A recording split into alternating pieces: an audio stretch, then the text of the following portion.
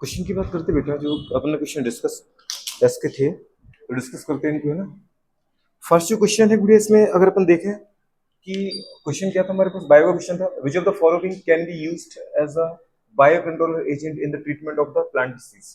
तो bio controller अपन ने पढ़े थे, बायो फर्टिलाइजर पढ़े थे कहाँ पर, माइक्रोब इन ह्यूमन वेलफेयर, उस चैप्टर में अपन ने पढ़ा था। तो एनाबीना, नॉस्टॉक एनाबीना क्या है ये तो बुरे बात के बायो कंट्रोलर है नहीं। ये कौन है, ये तो बायो फर्टिलाइजर है। नॉस्टॉक एनाबीना अपने इसको कहाँ रखा था, बैक्टीरिया साइनोबैक्टीरिया, साइनोबैक्टीरिया में रखा था, बैक्टीरिया में नहीं रखा था। 3 टाइप के अपने बायो फर्टिलाइजर पड़े थे। फंगाई जो माइक्रोराइजा का फॉर्मेशन कर रहे थे, बैक्टीरिया जिसमें बीटा बात क्या अपन ने क्या पढ़ा था, एजिटोबैक्टर, एजियोस्पाइरलम, राइजोबियम।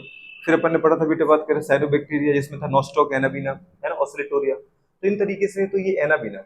दूसरा था क्लोरेला। क्लोरेला क्या है बुरे बात करें, फंगाई है कि एल्गी, है ना, तो वो भी बुरे बात कर यूज नहीं होती है। नेक्स्ट है क्या, लैक्टोबैसिलस, ये क्या है, वायरस की प्रोटोजोआ, ये बैक्टीरिया है, बहुत बढ़िया। तो इसका मतलब लैक्टोबैसिलस का यूज करते क्या, लैक्टोबैसिलस का यूज करते क्या, नहीं करते हैं ना।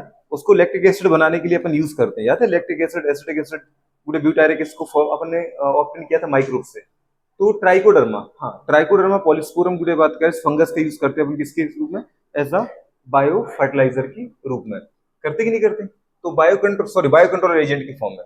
तो बायो कंट्रोल एजेंट का हमारे पास आंसर क्या आएगा, ट्राइकोडर्मा। ये लफ्ज सबने लगाया होगा, अभी तो पढ़ा था। सेकंड क्वेश्चन है, organism called methanogens are most abundant. वो ऑर्गेनिज्म जिसको अपन क्या बोलते हैं बेटा बात करें, मीथेनोजेंस बोलते हैं, ठीक है ना। और वो सबसे ज्यादा मतलब मोस्टली कहाँ मिलता है।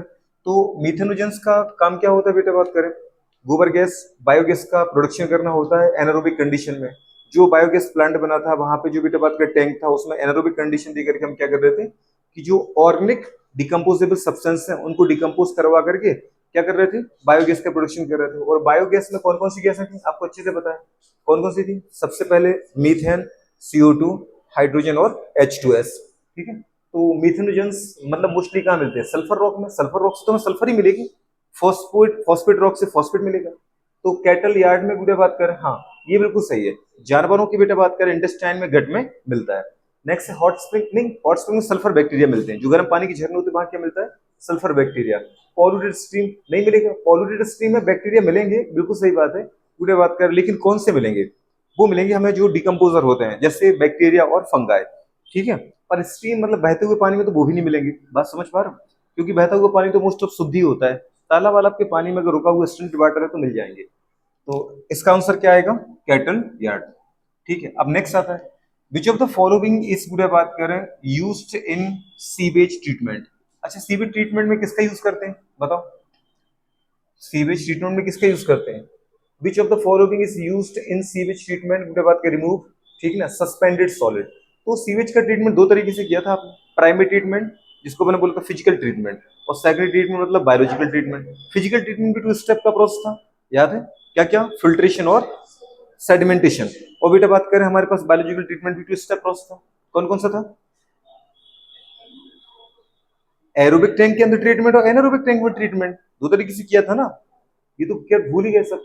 तो बताओ सस्पेंडेड को पूरा रिमूव करना है तो कहां करोगे, सेकेंडरी ट्रीटमेंट में, तो कहां करेंगे अपन, प्राइमरी ट्रीटमेंट में।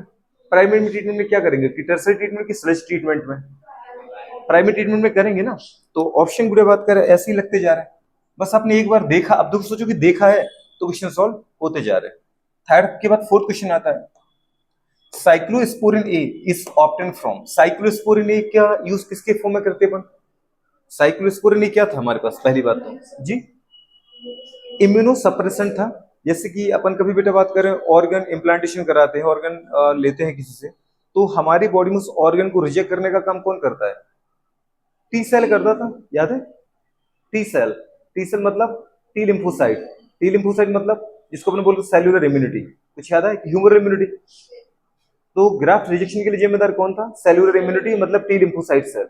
पर गुड़िया बात करें वो ग्राफ्ट हमारे अंदर बना रहे, तो इसके लिए हम क्या करते हैं, अपने इम्यून सिस्टम को सप्रेस करते, कमजोर करते, और उसके लिए किसका यूज करते हैं अपन बेटा बात करें, साइक्लोस्पोरिन। और साइक्लोस्पोरिन आपको कहां से मिलता है, ट्राइकोडर्मा की गुड़िया बात करें, क्लोस्ट्रीडियम की, मोनस्कस परपुजियस की, एस्परजिलस नाइजर, कहां से मिलता है, कहां से मिलता है, मोनस्कस परफ्यूजस से मिलता है कि नहीं मिलता है, नहीं मिलता है, तो कहां से मिलता है, ट्राइकोडर्मा से पक्का। और मोनस्कस परफ्यूजस से क्या मिला था आपको, हाँ स्टेटिन, स्टेटिन का यूज कहां किया था अपन ने, स्टेटिन का क्या यूज था? ब्लड कोलेस्ट्रॉल लोअरिंग एजेंट के फॉर्म में अपन करते हैं स्टेटिन का, जो मिलता है मोनस्कस परक्यूएस से। दूसरा बेटा बात करें अपन, इसको देखा था ट्राइकोडर्मा। तो ट्राइकोडर्मा पॉलीसल्फोन से क्या मिलता है आपको? साइक्लोस्पोरिन। वहां लिखा था, याद है टॉप पे? याद है वहां टॉप पे लिखा था सबसे पहले? कह रही कि कहाँ कब, सब भूल गए। तो ये गुडे बात कर ऑप्शन में आ जाएगा। अच्छा, क्लोस्ट्रिडियम ब्यूटाइरिकम का यूज के लिए किया था अपन ने? ब्यूटारिक एसिड को ऑब्टेन करने के लिए बैक्टीरिया ही था। और एस्परजिलस नाइजर का जी सिट्रिक एसिड। पर एस्परजिलस नाइजर कौन था? बैक्टीरिया की फंगस? फंगस था, ठीक है। वो भी सबसे पहले ही लिखा था अपन ने, यहाँ लिखे थे ना चार। तो एस्परजिलस नाइजर से मिलता है अपन को सिट्रिक एसिड। क्लोस्ट्रिडियम ब्यूटारिकम से क्या मिलता है आपको? Butyric acid. लैक्टोबैसिलस से क्या मिला था आपको? Lactic acid. मिला था कि नहीं मिला था? अच्छा, नेक्स्ट आता है, पूरे बात करें कन्वर्जन, पूरे बात करें milk to curd, improve its nutritional value by the increase in the amount of. अगर आप दूध से बेटा दही बनाते हो, तो जो दही है उसकी न्यूट्रिशन क्वालिटी जो होती है वो मिल्क से कई गुना ज्यादा अच्छी होती है। और ये बात सही भी है। अगर मुझे दूध और दही खाना पड़े अपन को, तो अपन क्या पसंद करेंगे? दही, क्योंकि दही के अंदर प्रोटीन तो रहता ही है, साथ में बेटा बात में विटामिन बी 12 भी बढ़ जाते हैं। और विटामिन बी 12 आपको बहुत ज्यादा नेसेसरी है ब्लड फॉर्मेशन के लिए, डीएनए का फॉर्मेशन के लिए, है ना। तो मसल की बेटा बात के मूवमेंट के लिए।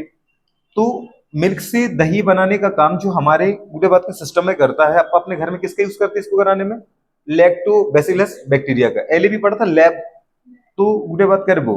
तो लैक्टोबैसिलस काम करेगा, ये लैब बैक्टीरिया काम करेगा।